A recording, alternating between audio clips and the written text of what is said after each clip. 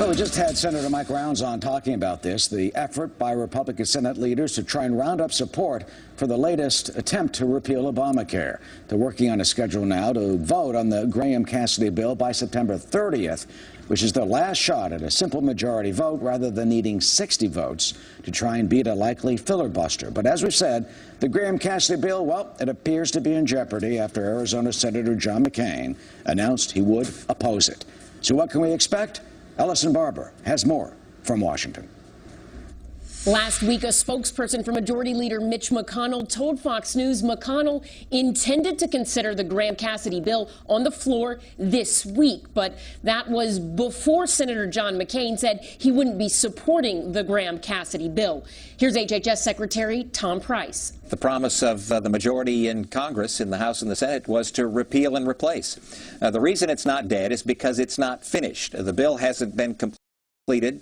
We continue to work with the authors on it through this weekend, and the bill will be likely rolled out early next week. Republicans can't afford to lose more than 2 Republicans, and McCain is the second to publicly say he will not support this bill. Kentucky Senator Rand Paul is not on board, and Maine Senator Susan Collins is very much on the fence. The White House is trying to get her off of it. This is our last best chance before the September 30th deadline to get this bill done. It comes down to 4 senators, as you mentioned. Right now, Senator Paul, Senator McCain, Senator Murkowski, and Senator Collins are the ones that we're trying to convince to get 2 of the final 4 votes in order to repeal Obamacare. We haven't written off any vote. In fact, we haven't written off any votes on the other side as well. Democrats are praising Senator McCain. Some say it's yet another moment of courage for a man who spent decades in the Navy and years as a prisoner of war in Vietnam. Thank you, John McCain. And John McCain has a conscience, and I wish very much that the rest of the Republican leadership had that conscience as well. Republicans hope to pass health care legislation by the end of September, in part because with special budget rules, they can pass the bill with a simple majority, needing 50 yeses instead of 60, which is what they'll need if they don't pass it by the end of this month. Eric? All right. Thanks so much, Allison. Martha? Well, Eric, the war of words continues between President Trump and North Korea's dictator, as the regime's foreign affairs minister today spoke on behalf of Kim Jong-un at the United Nations General Assembly, responding to a string of threats from President Trump throughout the week. 공격을 시작한 것은 다름 아닌 None other than Trump himself is on a suicide mission. In case innocent lives of the U.S. are harmed because of this suicide attack, Trump will be held totally responsible. And joining us now, Ambassador Dennis Ross, former Special Middle East Coordinator, Fox News foreign affairs analyst, and author of the book Doomed to Succeed, the U.S.-Israeli Relationship from Truman to Obama. Ambassador, nice to have you here. Nice to be with you. Thank you. In the scope of your decades of studying and analyzing foreign affairs and policy, have you ever witnessed such public, and some might say petty, verbal exchange? And is it helpful or effective in any way? And should Americans in the world watching be worried that this war of words between President Trump and Kim Jong-un might lead to a war involving nuclear weapons?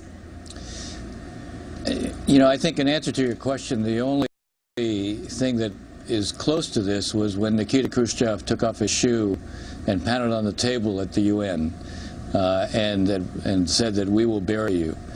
The fact is, then you had a bipolar world, you had 2 nuclear weapon states. That's probably the closest that we have come to anything like this.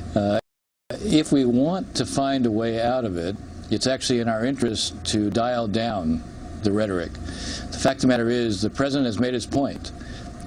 When you continue to raise the level of the rhetoric, regardless, you know, of what the North Koreans are saying, we can assume that they're going to continue to say things that are outrageous or outlandish. But I think it's not really in our interest to do the same, because the more we do that, the more we make it more difficult for Kim Jong-un to back down. One of the things you're trying to do with diplomacy is build the pressure on him, create greater coalitions around the world world against him, convince the Chinese to play a stronger role in terms of putting pressure on him, precisely because they control about 90% of the North Korean economy, at least in terms of the food and fuel that is provided and access to the international financial system through some Chinese banks. So we have an interest in having the Chinese do more. The Chinese have done more, but the reality that is, if the rhetoric gets heated up more, I think it makes the achievement of a diplomatic outcome, meaning avoidance of having to use force, that much harder. And meanwhile, you've got U.S. B-1B bombers flying close to the North Korean international waters, east of North Korea, flying the farthest north of the demilitarized zone, the DMZ. Any U.S. fighter or bomber aircraft has flown off the North Korea's coast in the 21st century. That is according to Chief Pentagon spokesperson Dana White, who adds that this sends a, quote, clear message that the president has many military options. Plus, as we said, we just had more, and here is more from North Korean Foreign Minister Ri Yong-ho. Let's take a listen and we'll talk after this. 세계 최대의 핵 보유국의 최고 당국. What else could be a bigger threat than the violent remarks such as pouring fire and fury, total destruction coming from the top authority of the world's biggest nuclear power? The very reason the DPRK had to possess nuclear weapons is because of the U.S. And that's what all the people there in North Korea believe, because that's what their dictator tells them. So right. Is there a diplomatic play still left? If so, what is that, Ambassador Ross?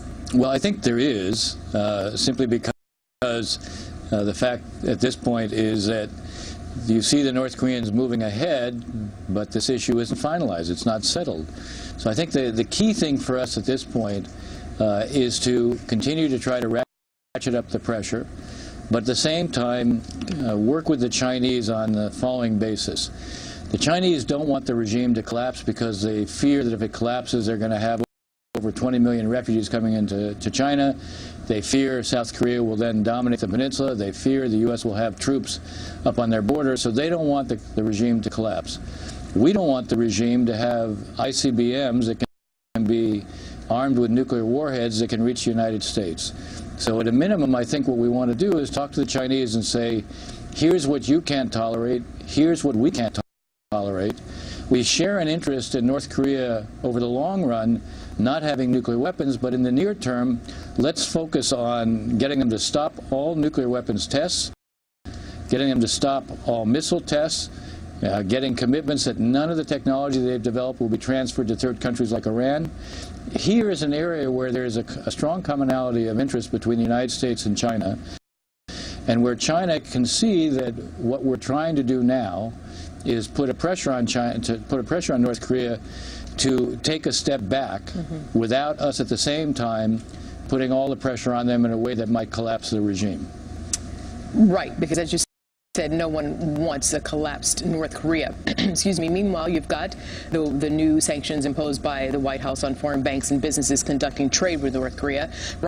Ryan Yanez reported earlier how China is limiting oil exports to North Korea, cutting back on imports from North Korea. Okay, so such moves can choke Kim Jong-un's revenue, but he's still getting money from somewhere. Where is that, and what can the U.S. do about it? Well, up until now, one of the ways that they've actually worked, they've worked through those Chinese banks, not the central bank, but small Chinese banks that provide some means, and the Russians at times have also, again, through kind of indirect means, helped with some of the sanctions busting. So I think here you start with the Chinese. If the Chinese close all the loopholes, and the fact is you now have the Chinese central bank say that they're not going to deal with North Korea, and they're sending a message to their own banks to contain what they're doing. I think we put those Chinese banks that have been helping the North Koreans under a microscope. I think we want to put a spotlight on them, and I think given where the Chinese are right now, the potential of them taking further steps will go up. But again, I would reinforce the point, it's now time for us to lower the decibel of what we're saying. President Trump has made his point. To continue to make these points at this point, as I said, probably makes a diplomatic outcome harder. And it's fine and good to say we have military options. At the end of the day, none of the military options are very good. You have the capital of South Korea within range of artillery you have a population of up to 25 million that is close to that border, you would be looking at catastrophic losses if, in fact, there were a war. Yeah. Ambassador Dennis Ross, we leave it there. Thank you very much for your analysis, sir. My pleasure. Eric. In Arthel, meanwhile, there's a new potential crisis, this one unfolding in hurricane-ravaged Puerto Rico. Tens of thousands of people living downstream from a failing dam, while they're now under evacuation orders. Emergency officials say the dam is on the verge of collapse under the weight of all the heavy flooding that has occurred from both Hurricanes Maria and Irma. Steve Harrigan has been in San Juan with the very latest.